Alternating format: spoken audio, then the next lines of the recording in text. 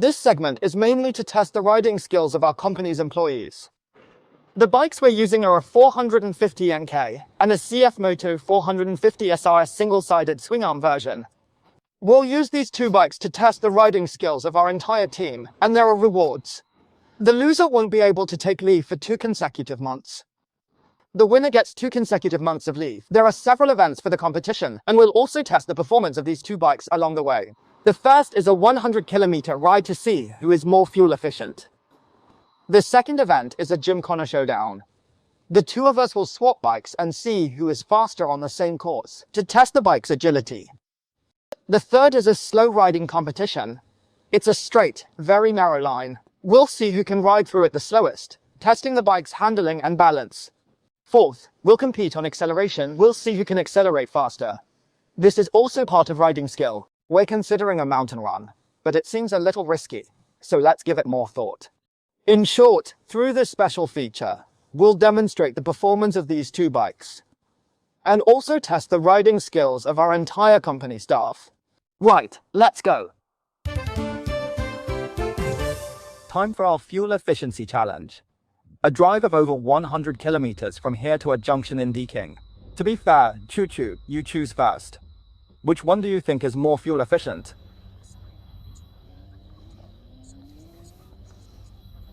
Why did you choose that one? Same engine, less wind resistance saves more fuel, right? 同一个方向机风。Okay, let's fill up first, then set off. I'll fill up the tank now, and then when we get to Deakin, over 100 kilometers away, fill to halfway up the neck. Oh, halfway up the crossbar. Yes, halfway up the cap's crossbar. We'll refill to this point later. Now for the other one. Is that close enough? Is it 4-star? It's domestic. It's domestic? Right. It's past the bar. Was the first one at this level? Right. It's completely submerged. It's not submerged. I can still see the top here. So close. It's still in the middle, just a tiny bit off. Right. Okay. We'll fill it up to here later. Remember, no more, no less. I'm riding the 450 NK. Let me tell you my fuel saving strategy. Here's my understanding of saving fuel. Why are small displacement bikes fuel efficient? It's because the pistons are small. No matter how you combust the fuel, you can't create a big explosion, right? With a smaller explosion, it doesn't burn much fuel. So for a larger displacement bike like a 450, how do you make the explosion smaller? It's simply a matter of using less throttle. Less fuel supply naturally means a smaller explosion. So, my fuel saving strategy is to use my divine right hand and ride with 1/8 throttle the entire way. No matter what, I'll only use 1/8 throttle. I'll try to avoid decelerating as much as possible. If I encounter a red light and have to slow down, I'll also try to create conditions where I don't need to brake, for example, by coasting in advance. Right, that's the strategy.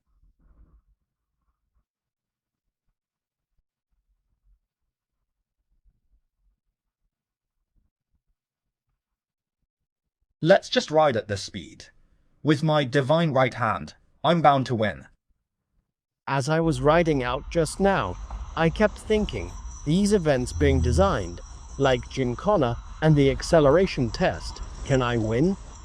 Do I have any chance of winning at all? No way, absolutely no way I can win. So the only one I might be able to win, I think, is the fuel consumption competition. I've just tested it, and I think for the best efficiency, you definitely must not go over 80.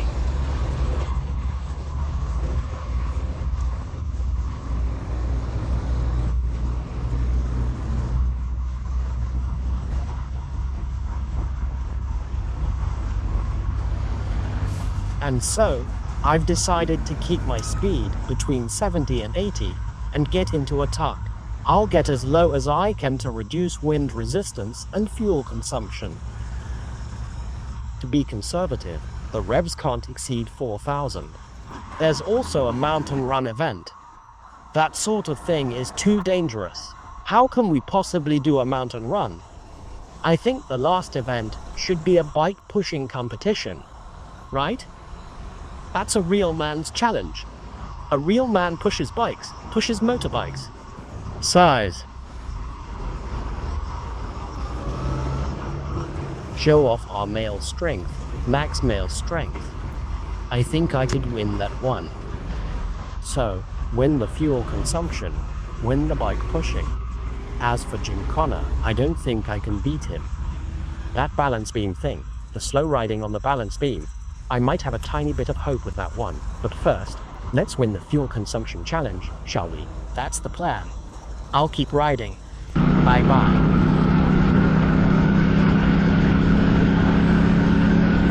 Coasting, tucking in to reduce drag just to win.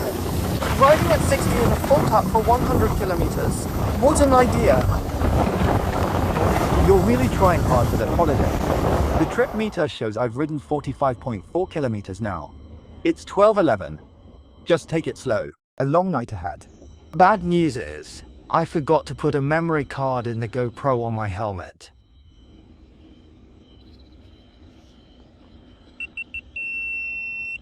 Forgot to put the memory card in before I left. So I can only record with my phone. Can't be helped. Well, I'll just keep riding. I've no idea where Choo Choo's gone. He's riding fast, being tucked down the whole way. There's probably only 60 or 70 kilometers. Riding slowly like this, it should still only take me 2 hours to get there. Right, let's continue with my 1/8 throttle method. On we go. Guys, I've arrived. I'm the first one here. It's just after 1 o'clock now. I can only use the headlight to see anything. This petrol station that Bing sent me the location for, he said it was open 24 hours. It's pitch black. Well, it does say here, look, it says 24-hour self-service. Damn it. Bloody hell, I give up. Fine, I'll just wait for Bing here then.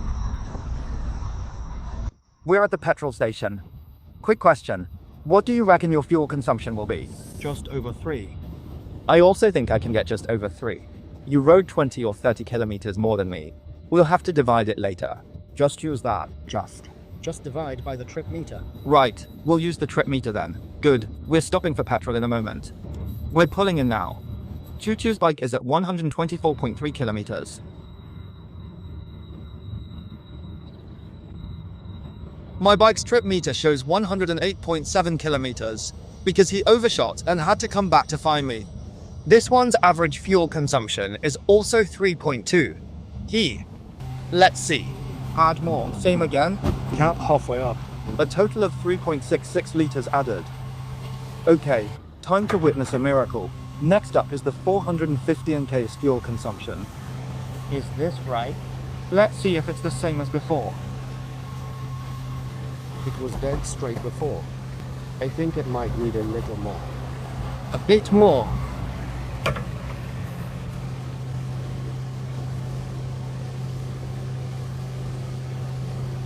The top was just visible before.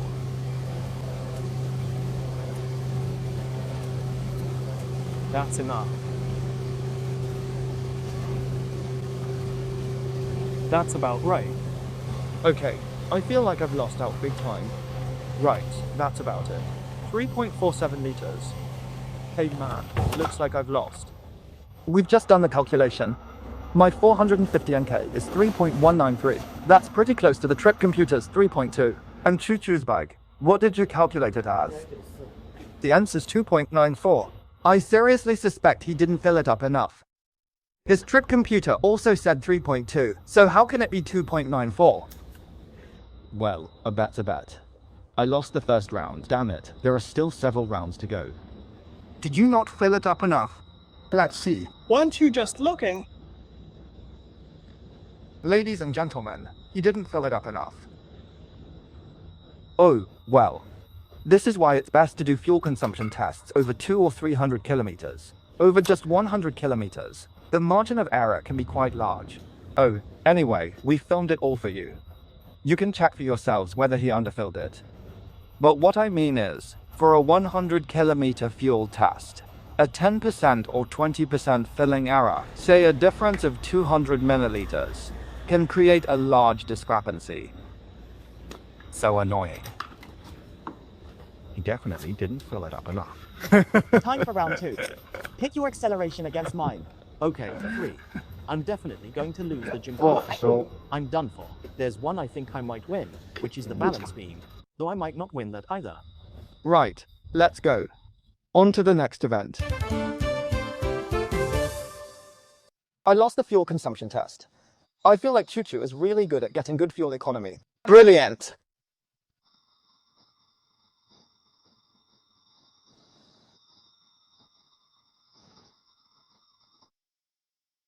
Come on, let's move on to the second competition. The balance beam. The rule is that each person rides each bike twice. The timer starts when the front wheel gets on the balance beam and stops when the rear wheel leaves it. Whoever rides the slowest wins.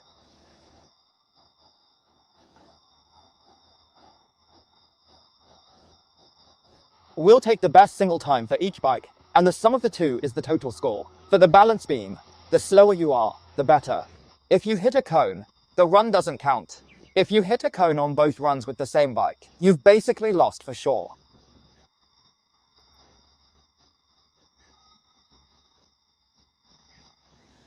That's it. Come on, let the showdown begin.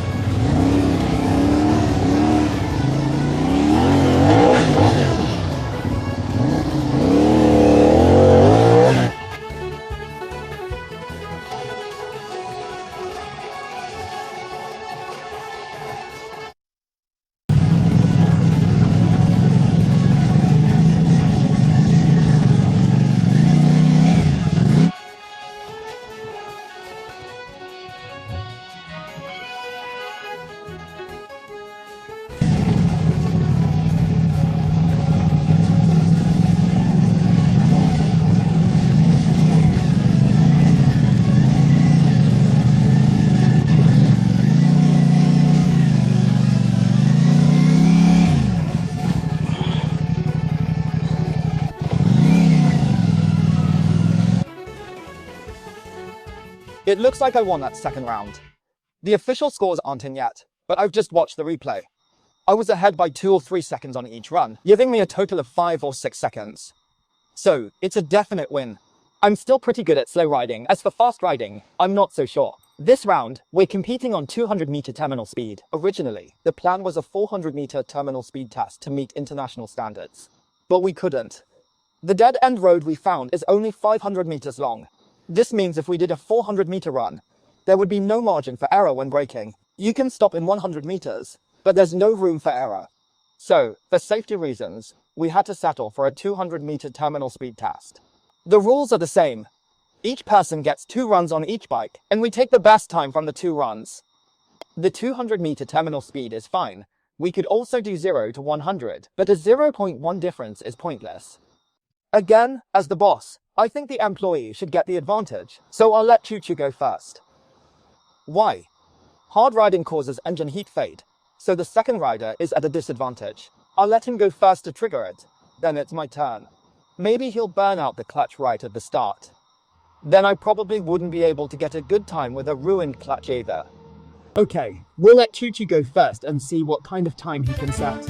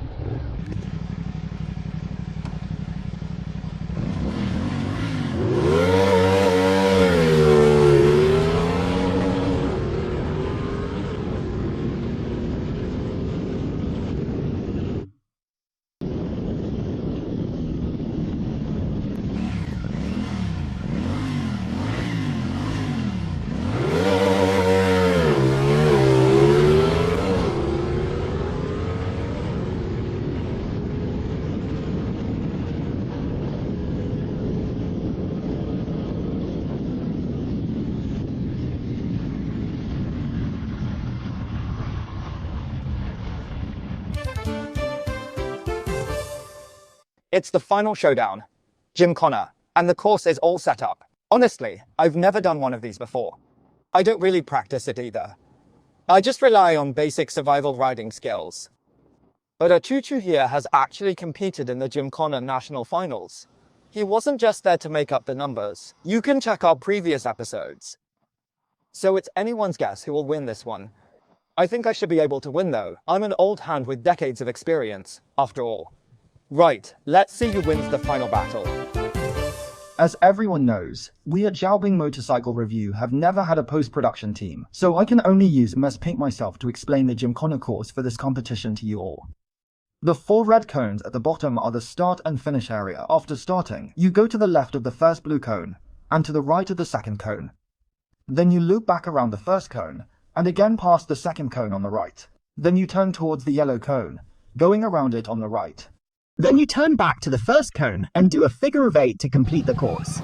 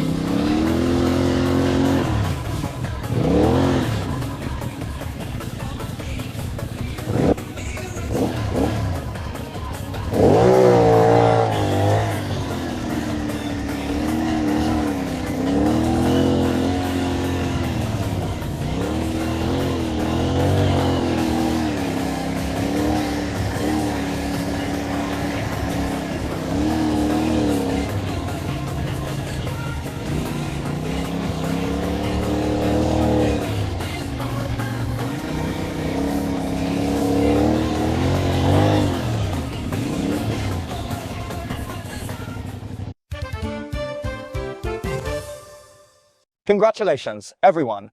It's report time, as the Employee Skills Challenge has finally concluded successfully. The result is that I won. It was almost a clean sweep. When it comes to riding skills, I am still the irreplaceable #1 in this company. No one has been able to challenge my position yet.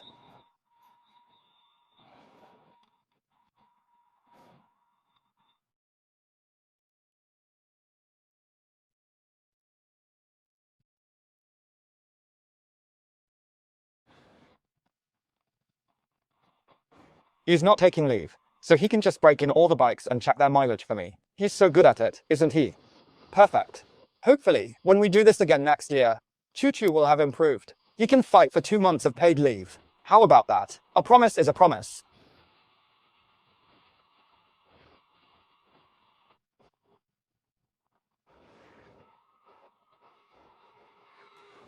I just feel there's something odd about its appearance. The 450 SRS looks much better than the NK.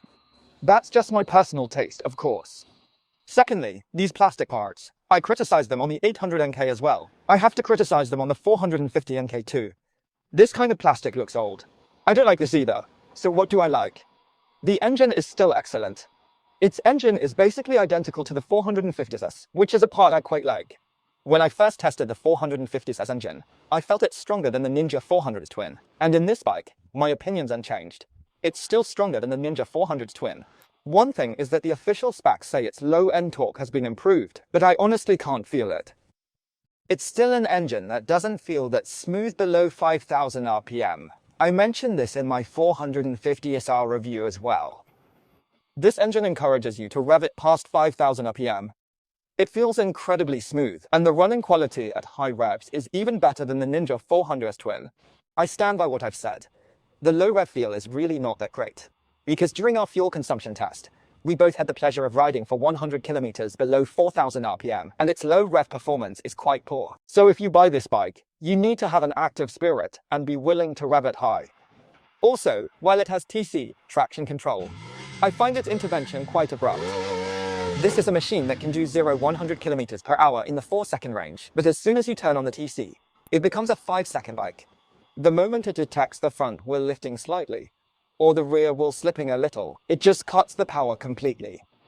Personally, I think the TC is not very good, and while the TC can be turned off, it only stays off until you turn the ignition off. The next time you turn the ignition off and on again, it resets. I guess it's to protect novice riders. That's all you can say. And the brakes on both bikes are like the previous 450SR, with the ABS intervening quite early. The pros might really dislike this, but for beginners, it's hard to say. New riders now seem to like ABS that lets you squeeze the lever as hard as you can without the rear wheel even lifting. They might like that, but I don't like it. Most of the time, I find it difficult to lift the rear wheel because it releases the pressure too early, and the ABS can't be turned off, which some people will hate. Then there's an advantage to this bike. The amount of heat transferred to the rider's body is less than on the 450SR and also less than on the 450SRS. It might be because the design of the fuel tank area is different. Most of the time, if you touch it, the tank feels cooler than on the 450SR or SRS. It's a bike that doesn't get hot. Right, that's a brief summary. Also, compared to the 450SR, this bike is more agile in the city. For me, this is how it rides. Although I'm not very good at Gymkhana, just now choo-choo, and I only had one chance, with not much room for error, afraid of crashing on camera. We just had a quick go, and I was a few seconds faster on the 450 NK than the 450 SRS under the same conditions. At low speeds, you'll find this one easier to handle. That's all for the 450 NK. Next, let's look at the 450 SRS. I've already done a review of the 450 SR, a pretty detailed one. Personally, I think there's basically no major difference between the SRS and the 450 SR. It's still a very handsome bike, the engine is strong, and the handling is excellent. The handling is much more agile than the Co 450R that I reviewed before. I'm not sure which review will be released first, but I will definitely be criticizing the Co 450R for its handling, which feels a bit heavy. Although the bike is light, the handling feels cumbersome, there's no denying that. And this bike has a single-sided swing arm. To be honest, I can't really feel the difference in performance between a single-sided and a double-sided swing arm. Perhaps on a racetrack under extreme riding conditions, a professional rider could feel that a double-sided swing arm is slightly better than a single-sided one. But in my normal day-to-day use, I can't feel any difference at all between them. If you did a blind test and didn't tell me which it was, I wouldn't be able to tell. That's about the extent of it. For the average person, a single-sided swing arm doesn't add any points in terms of performance, but you can't really say it loses points either. A professional rider might see it as a demerit though.